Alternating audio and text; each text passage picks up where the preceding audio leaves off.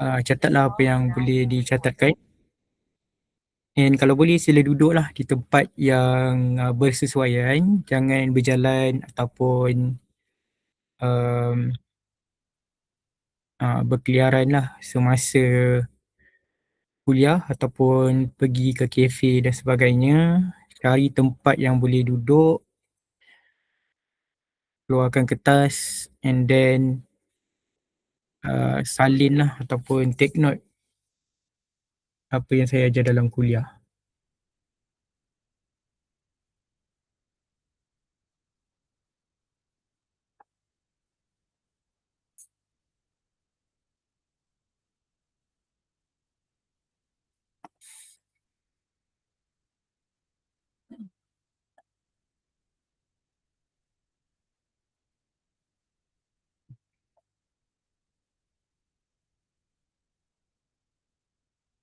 Okay, sekejap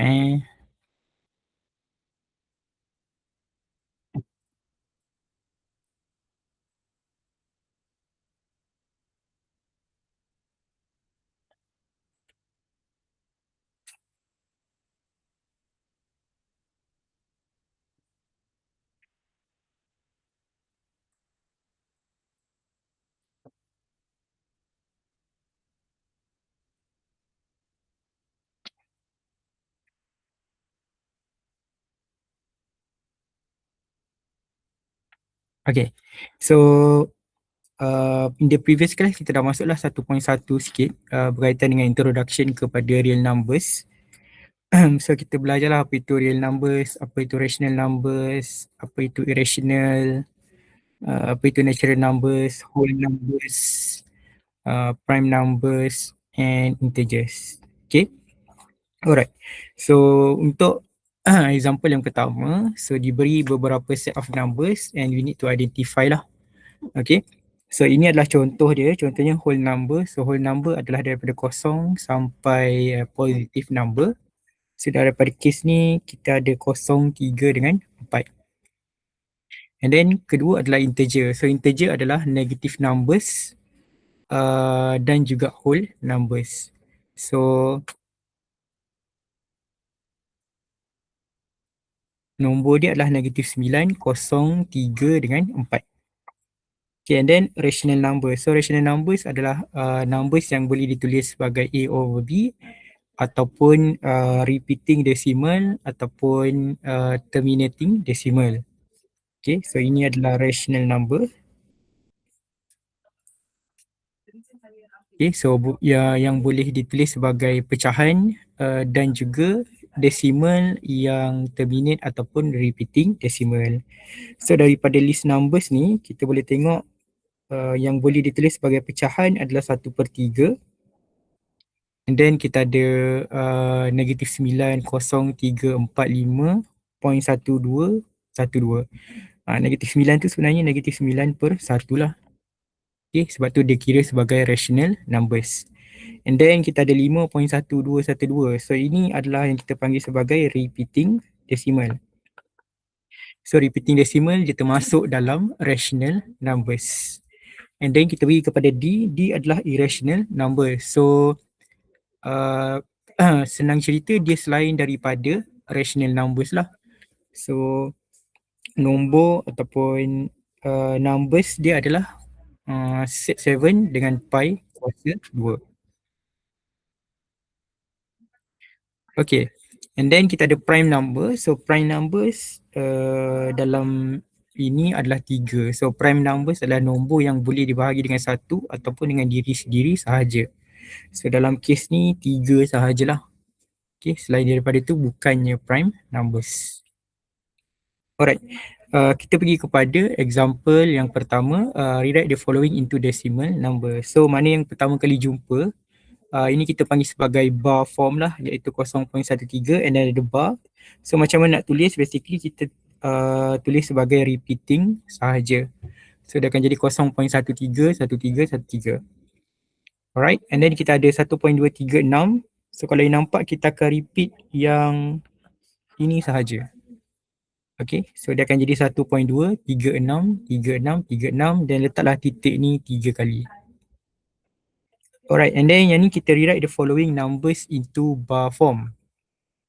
Okay, so maksudnya daripada decimal ni kita tukarkan kepada bar form. So kita balikkanlah tadi daripada bar jadi decimal. Sekarang daripada decimal kita tukarkan jadi bar. So dia akan jadi 0.45. Okay, so tengok mana yang repeating tu, you letaklah dekat bar. Okay, and then 2.537, 37, 37. So dia akan jadi 2.537 and kita boleh letak bar. Alright, so ini mungkin ada pelajar yang tidak tahulah macam mana nak menukarkan daripada bar kepada decimal ataupun daripada decimal kepada bar form. Alright, kita pergi kepada relationship. So yang ni saya dah sentuh dah di previous class, di mana dalam satu nombor tu dia tak semestinya satu type of numbers je.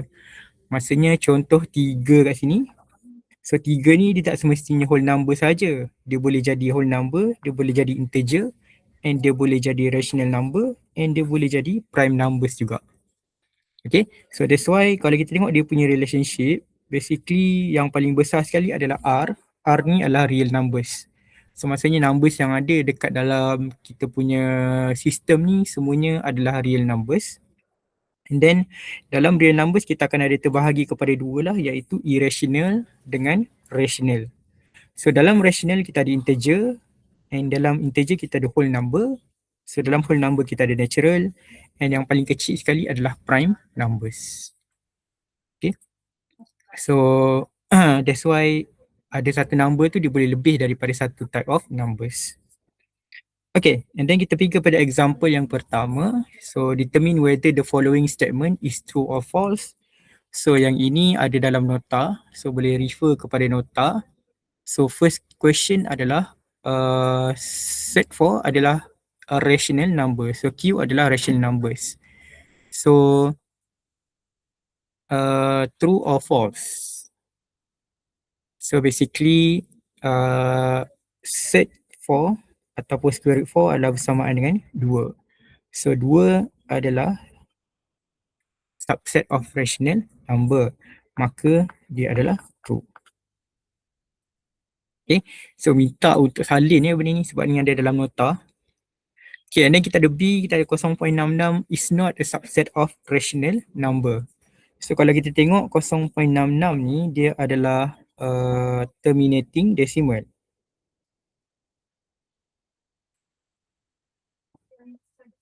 So terminating decimal adalah rational number. So 0.06 adalah subset of rational numbers, maka dia adalah false. Okay, yang C 1.555 is subset of irrational number. So 1.555 ni adalah repeating decimal. Okay, kita panggil dia sebagai repeating decimal. So repeating decimal adalah rational number. Tapi yang ni dia kata irrational number. So kita boleh kata dia adalah false. Alright, ini kita 0.136. So ini juga adalah repeating decimal. So repeating decimal adalah subset of a rational number, maka dia adalah true. Okay, and then 1/7 adalah is not a irrational number. So 1/7 is a rational number sebab dia dalam bentuk pecahan ataupun ratio, maka dia adalah true. Okay. Alright, next question. Tak ada. Okay, next kita masuk kepada indices. Okay, so 1.2. So kita dah habis 1.1. So 1.1 basically dia adalah more kepada introduction kepada numbers lah. Dia nak kamu kenal apa itu whole numbers, apa itu real numbers, rational numbers, irrational dan sebagainya. Okay, and then kita masuk kepada indices. Okay, 1.2. So dalam ni kita akan ada beberapa outcome lah. Okay, yang pertama kita nak define apa itu index dan kita nak state and apply rules of indices dan juga kita nak solve equation involving indices. Okay, so first of all kita kena tahu dulu apa itu indices ataupun kita panggil sebagai index lah. Okay, so index ni dia akan terbahagi kepada dua bahagian utama iaitu yang A ni kita panggil sebagai base dan dia punya kuasa ni kita panggil sebagai power ataupun kadang-kadang kita panggil sebagai index ataupun kadang-kadang kita panggil sebagai. Alright, so apa benda lah baru masuk. Tak payah masuk terus lah. Okay, whereas for example, ini adalah example dah 5 kuasa 2 and then kita ada 3 kuasa negatif 2 and then kita ada 4 kuasa 1/3. So yang 5 ni kita panggil sebagai base dan 2 ni kita panggil sebagai index ataupun power lah. Okay. So itu yang dipanggil sebagai index. So kalau so basically semua number ni adalah index lah. Contohnya macam 5 kan, 5 kuasa 1. So dia adalah indeks juga lah. Cumanya biasanya indeks ni apabila melibatkan lebih daripada 1, 2 ke 3 sebab kita nak short form dia. Sebab 5 kuasa 2 ni sebenarnya bersamaan dengan 5 darabkan dengan 5. Dia darab 2 kali. Okay, sebab tu 5 kuasa 2 bersamaan dengan 25. So kalau ada 10, contohnya 2 kuasa 10. So dia sebenarnya 2 darab 2 darab 2 darab 2 sampailah 10 kali. Okay, so itu yang dinamakan sebagai indeks. Kita nak short form ke dah. Kita tak nak tulis dia panjang-panjang, kita letak sebagai indeks. Okay, so ni adalah benda yang paling penting sekali yang kita panggil sebagai rules ataupun properties of index. So walaupun benda ni actually dah belajar lah dalam sekolah menengah, tapi masih lagi ramai pelajar yang masih kurang memahami apakah rules of indices. Okay, pertama sekali kita ada yang paling basic sekali iaitu apabila kita darabkan dua indeks. Apabila kita darabkan dua indeks, kita akan tambah dia punya kuasa. So dia contohnya dekat sini kita tambah 3 tambah dengan 2. So dia akan jadi 2 kuasa 5. So 2 kuasa 5 adalah bersamaan dengan 32. Alright. And then kita ada A kuasa M bahagi dengan A kuasa N. Bersamaan dengan A kuasa M tolak dengan N. So kalau bahagi dia akan jadi tolak. So apa yang kita kena tolak? Kita kena tolakkan dia punya kuasa lah. So 5. So dia akan jadi tolak 2. Bersamaan dengan 2 kuasa 3. 2 kuasa 3 bersamaan dengan 8. Okay. So yang penting sekali you kena make sure dia punya base dia sama. Kalau base dia berbeza, contoh macam 5 kuasa 2 darab 2 kuasa 3. So yang ni tak boleh lah kita nak darabkan dia sebab dia punya base dia lain. Kita hanya boleh darab apabila dia punya base adalah sama. Okay, and then kita tengok rules yang ketiga, kita ada A kuasa M bracket N adalah bersamaan dengan A kuasa M darabkan dengan N. So yang ini kita kena darab lah. So dia akan jadi 2 darabkan dengan 3. So dia akan jadi 2 kuasa 6, 2 kuasa 6 bersamaan dengan 64. Dia bukan tambah sebab dia tak ada base. Maksudnya kita bracket je. So basically kita kena darab dia punya kuasa. And then kita A kuasa 0 adalah bersamaan dengan 1. So yang ini adalah basic juga. Apa-apa nilai kalau kita kuasakan dengan kosong dia akan jadi 1. You tak percaya you boleh try guna kalkulator. You tekanlah apa-apa nombor. Apabila kita kuasakan kosong, dia akan jadi 1. And then nombor 5, yang ini more kepada kita nak positifkan dia punya kuasa. So kalau kita ada A kuasa negatif N, kita nak jadikan dia positif, kita kena bawa turun ke bawah. So dalam kes ni, 2 kuasa negatif 3 adalah bersamaan dengan 1/2 kuasa 3. Okay, so yang ni faham betul-betul sebab ramai pelajar dia tak tahulah macam mana nak pindahkan ke bawah. So kalau you tengok kita positifkan dia punya kuasa, so dia akan jadi 1/8. Okay.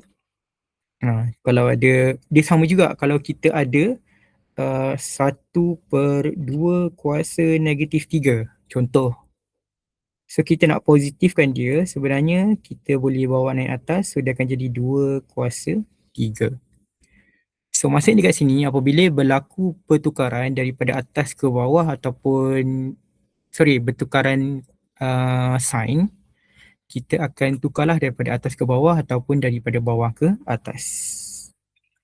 Okay, so tak kisahlah negatif tu dekat atas ke bawah, kalau kita nak tukarkan dia punya positive sign, kita pindahkanlah mengikut rules ni.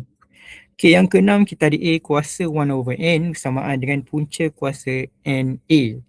So yang ini pun agak popular juga nanti apabila kita masuk kepada topik-topik yang lain di mana punca kuasa 4 adalah bersamaan dengan 4 kuasa 1/2. Okay, sama juga kalau dia kuasa 3.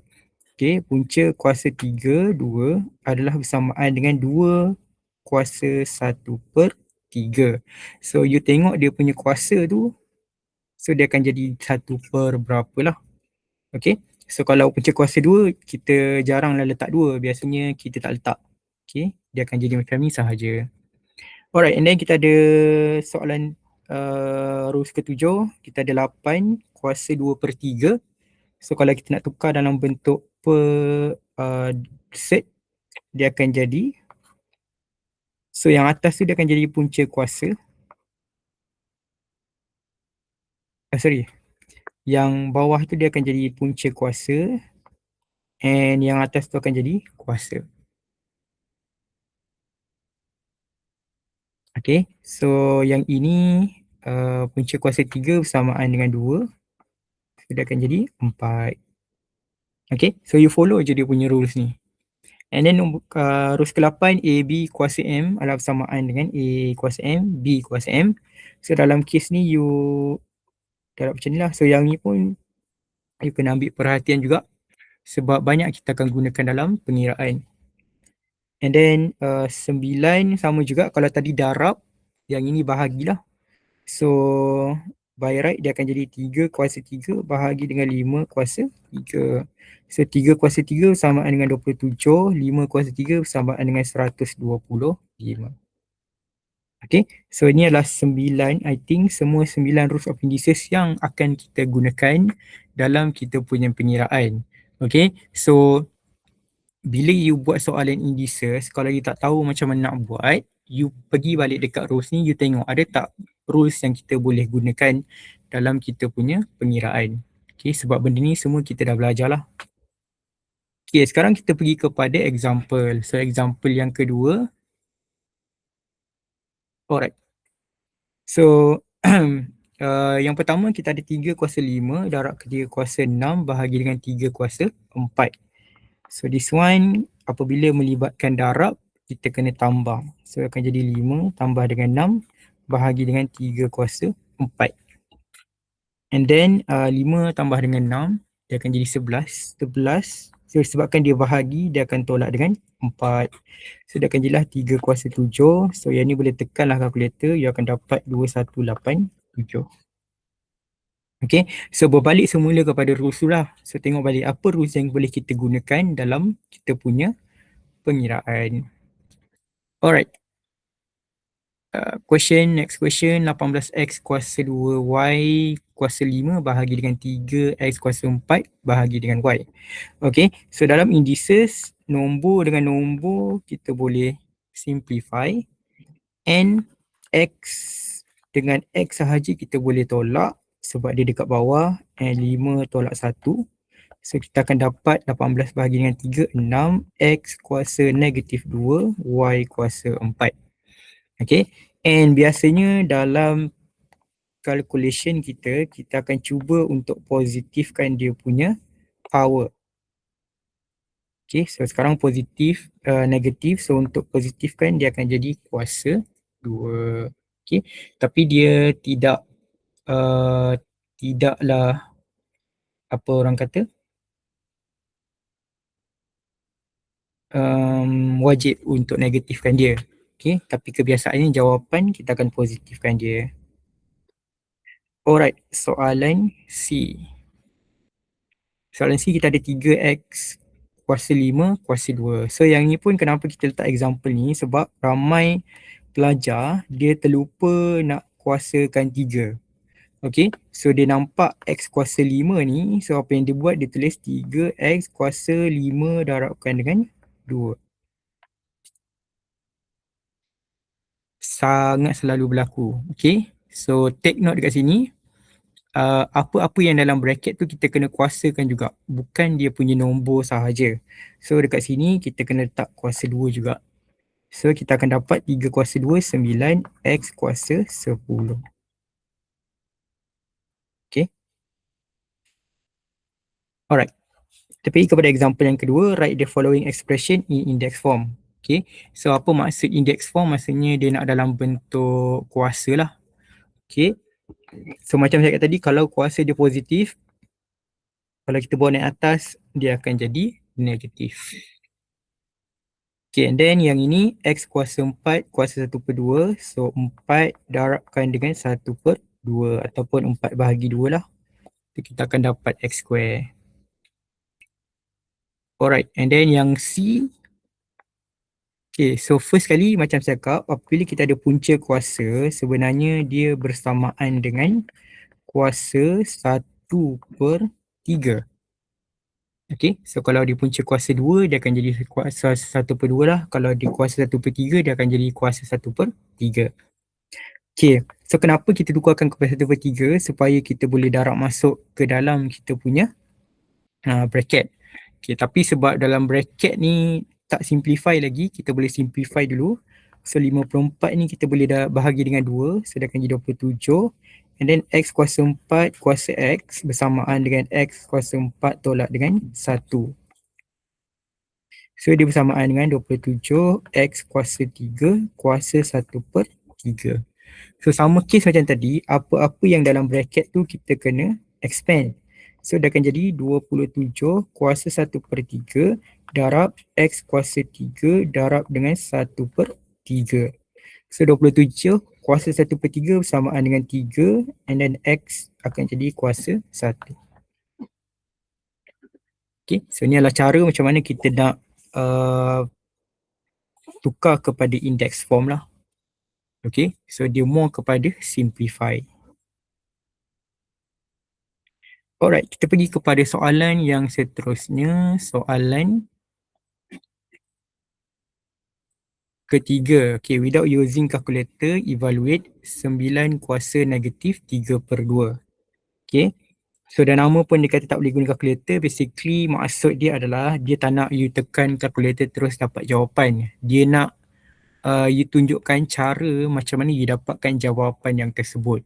Okay, bukannya tak boleh guna calculator langsung, boleh, tapi dia more kepada kita check lah sama ada jawapan tu betul ataupun salah.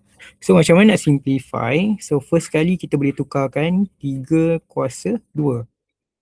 Okay, kita tahu 9 tu bersamaan dengan 3 kuasa 2.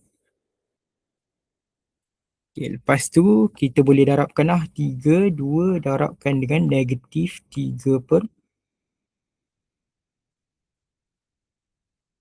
Okay, lepas tu kalau kita darabkan, so dia akan tinggal 3 kuasa negatif 3 ataupun bersamaan dengan, so dia negatif kan, kalau kita kuasakan positif dia akan jadi 1 per 3 per 3 samaan 1 per 27.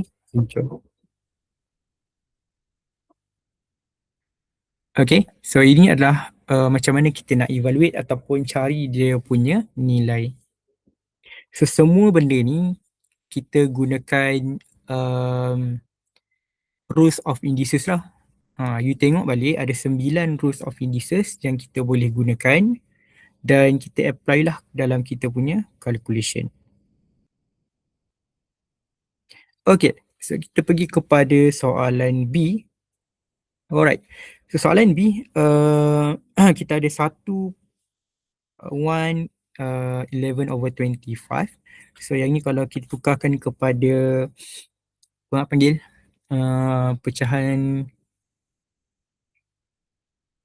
apa tah,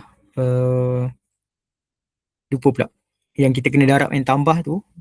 So dia akan jadi 36/25 kuasa dengan negatif 1/2. Alright. So dekat sini kita boleh terus darab dia. Kalau kita tengok rules yang ke 9 ni. Okay. Di mana kalau kita ada pecahan, kita boleh kuasakan dia punya M tu. Alright. So sama juga kita boleh apply.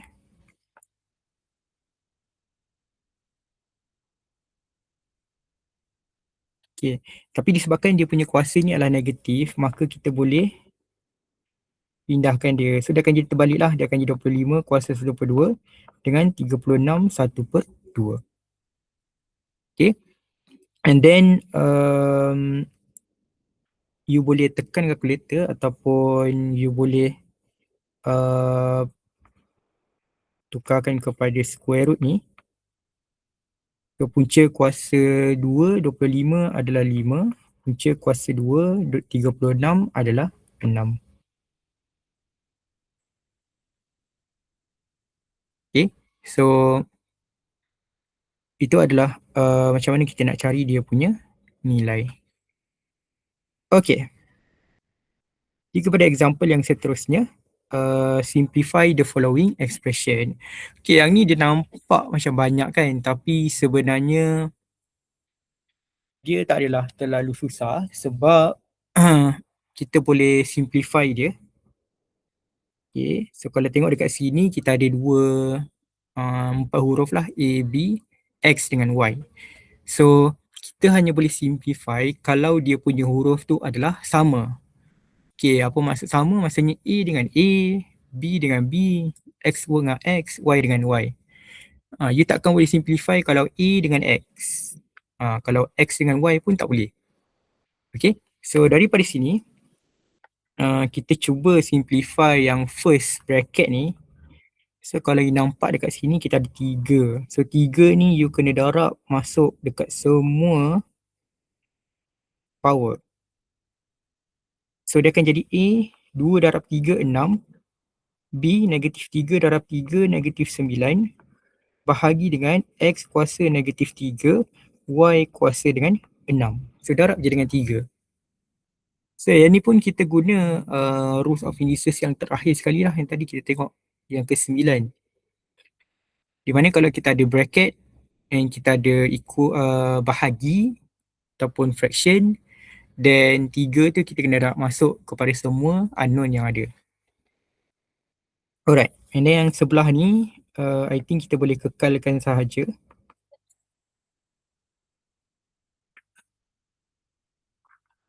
Okay.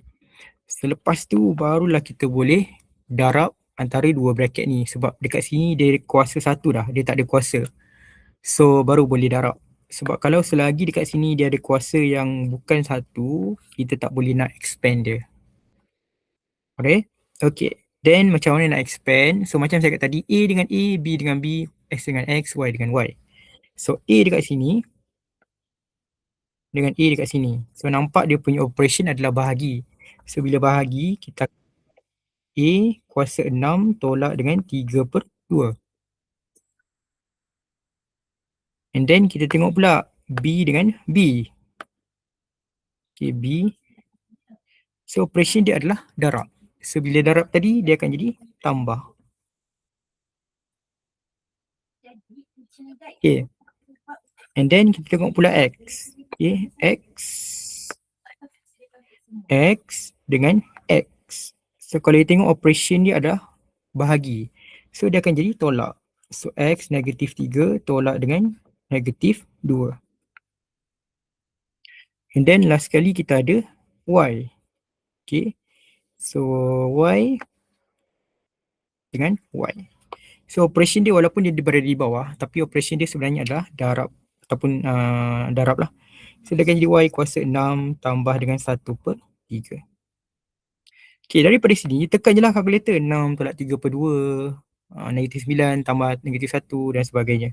So kita akan dapat A kuasa 9/2, B kuasa negatif 10, X negatif 3 tambah 2, dia akan jadi negatif 1. And then Y 6 tambah 1/3 akan jadi 19/3. So basically ini adalah dia punya jawapan lah. Sebab apabila dia berbeza unknown, kita tak boleh nak simplify. Tapi kebiasaannya kita akan cuba untuk positifkan dia punya power. So dekat sini dia akan jadi A kuasa 9/2 X kuasa 1 bahagi dengan B kuasa 10 Y kuasa 19/3. Okay. So kita akan stop dekat sinilah sebab dah tak boleh nak simplify sebab semuanya dah different unknown. Okay. Alright. So itu adalah soalan A. Kita pergi kepada next question. Okay. B. So 2 kuasa 2N tambah 4 tolak 24 kuasa 2 kuasa 2N tolak 2 tolak 1 bahagi dengan 10 2 kuasa N kuasa 2. Sama macam tadi, okay, apa-apa yang kita boleh simplify, kita cuba untuk simplify. Okay. So yang atas ni, yang pertama sekali kita buat macam ni. 2 kuasa 2N darabkan dengan 2 kuasa 4. Okay, kenapa jadi macam ni? Okay, tengok kat sini. Apabila kita ada 2 kuasa 2N tambah dengan 4. So basically ini adalah tambah. So ingat balik, apabila tambah maksudnya kita kena darab. So sebab tu dia akan jadi 2 kuasa N darabkan dengan 2 kuasa 4. Okay, sebab selalunya daripada sini kita tukar jadi macam ni. Tapi sekarang daripada sini kita tukarkan kepada sebelah kanan. So maksudnya dia tak terikat lah, maksudnya tak semestinya daripada kanan pergi kiri, tapi boleh juga daripada kiri kita pergi ke sebelah kanan. Okay. And then tolak 24. So 2 ni kita darab masuk. So dia akan jadi 2 kuasa 2N tolak dengan 2. And then bahagi dengan 10 kuasa 2. So sama juga 2 ni dia akan jadi darab.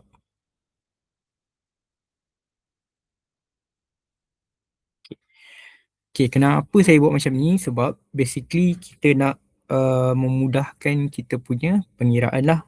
Okay, so yang ni dia akan jadi 2 kuasa 2N. 2 kuasa 4 ni bersamaan dengan 16 tolak 24. So yang ni kita cuba pecahkan dia. So 2 kuasa 2N dia akan jadi darab 2 kuasa negatif 2. Sama juga. 2 kuasa 2N tolak 2. Samaan dengan 2 kuasa N darabkan dengan 2 kuasa negatif 2. Okay, and then bahagi semua dengan 2 kuasa 2N 10. Okay. Okay, so sekarang ni kita boleh tolak dah lah. Okay, sebabnya kalau you perasan, ini dia sama. Ni dengan ni sama. So bila sama, actually kita boleh tolakkan dia punya perkali. So dekat sini adalah 24 darabkan dengan 2 kuasa negatif 2. So you akan dapat 6. Okay, so dia lah equal to 6. So 16 tolak dengan 6, kita akan dapat 10. 2 kuasa 2N bahagi dengan 10 2 kuasa 2N. So dekat sini bila dia dah sama, dia akan equal to 1. Okay. Okay, kalau you tak dapat tangkap, jangan risau, you salin je dulu. Okay. Nanti you boleh tengok balik lah macam mana kita nak simplify menggunakan rules of indices. Yang penting adalah you salin. Kalau you tengok je, memang you takkan dapat. Okay. Salin je. Alright. So I think habis dah untuk example yang kedua.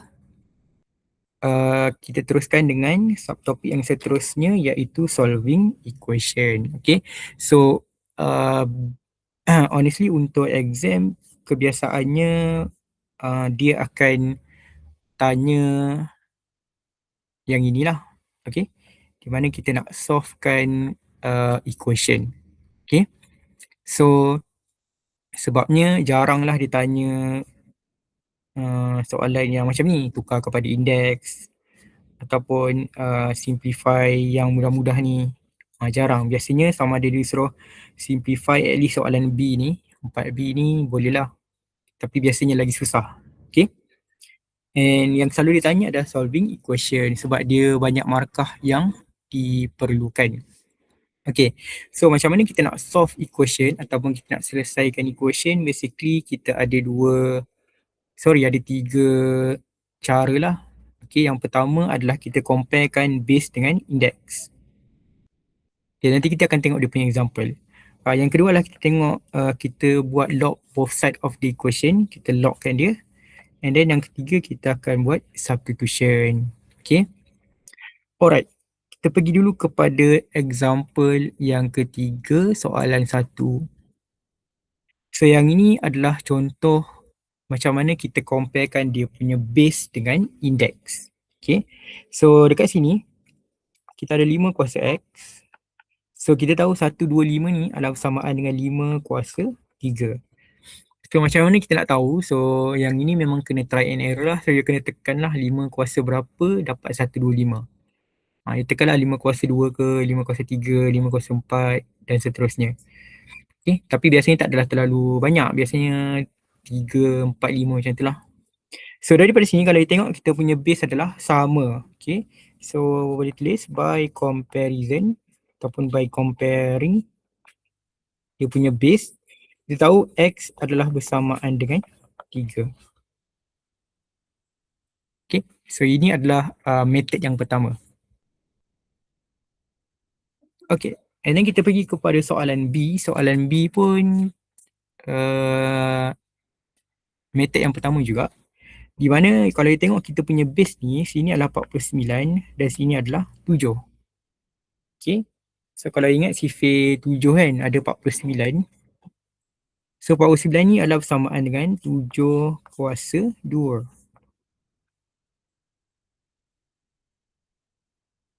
Okay.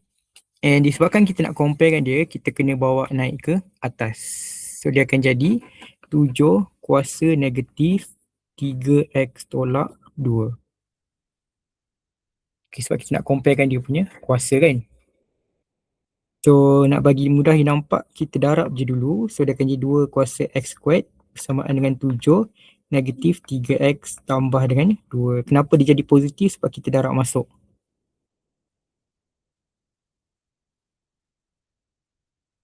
Alright, and then daripada sini kita boleh compare lah by comparing ataupun by comparison.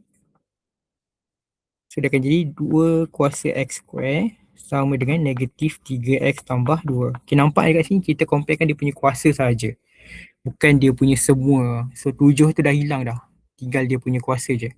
Alright, tapi disebabkan ini melibatkan kuasa 2, so ingat balik dalam kuadratik ataupun persamaan kuadratik, untuk kita selesaikan kita kena guna factorization. So yang ni pun kita dah belajar lah dalam kelas tutorial macam mana kita nak factorize. So kita akan dapat dua nilai, X bersamaan dengan 1/2 ataupun X bersamaan dengan negatif 2. Okay, so dalam kes ni maksudnya kita punya X ada dua nilai, iaitu negatif 1/2 ataupun, negatif 2 ataupun negatif ataupun 1/2. Okay, next kita pergi kepada soalan C. Soalan C kita ada X kuasa negatif 2 kuasa negatif 3. So yang ni kita boleh darab dulu. So dia akan jadi 3 darab 2, 6 bersamaan dengan 64. Okay, so X kuasa 6. Cara dia adalah kita akan pindahkan dia punya kuasa 6 tu ke sebelah kanan. Okay, so dalam kes ni X adalah bersamaan dengan positif 64 dengan negatif 64. Okay, kenapa ada dua nilai? Sebab apabila kita ada X kuasa genap, Okay, contohnya X kuasa 2 ke, X kuasa 4 ke, X kuasa 6 ke, X kuasa 8. Kita akan ada dua nilai sebenarnya. Satu positif dan satu lagi adalah negatif.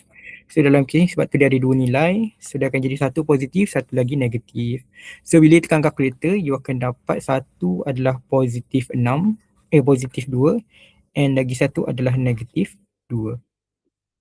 Okay, and ini hanya berlaku kalau dia kuasa genap. Kalau dia ganjil, contoh X kuasa 3 kan, X kuasa 3 bersamaan dengan berapa?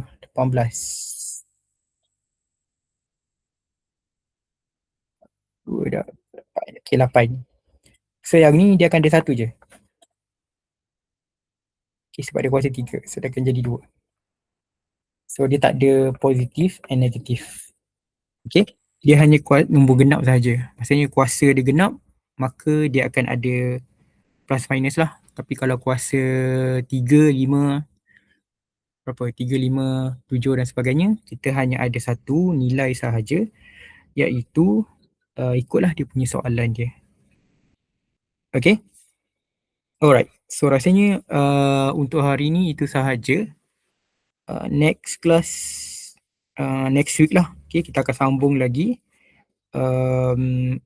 example. So by next week, sepatutnya semua pelajar sudah ada nota kuliah lah. Okay, by next week. Saya bagi masa minggu depan saja. Minggu ni saya bagi kelonggaran. Tapi by next week, everyone must have nota kuliah and tutorial punya question, printed version. Tapi kalau you buat dalam bentuk tablet or iPad, teruskan saja, tak perlu nak print out. Okay, so I think that's all for today. Okay, link saya akan bagi dalam grup Telegram. Alamak, tapi nanti ada yang tak datang. Okay, boleh screenshot dulu benda ni. And jangan bagi link tu kepada pelajar yang tidak hadir. Okay, screenshot dulu, saya bagi masa 1 minit. Okay, sila isi dalam masa 15 dan isi terus lah. Nanti saya akan tutup. Okay, screenshot dulu. Lepas tu boleh isi.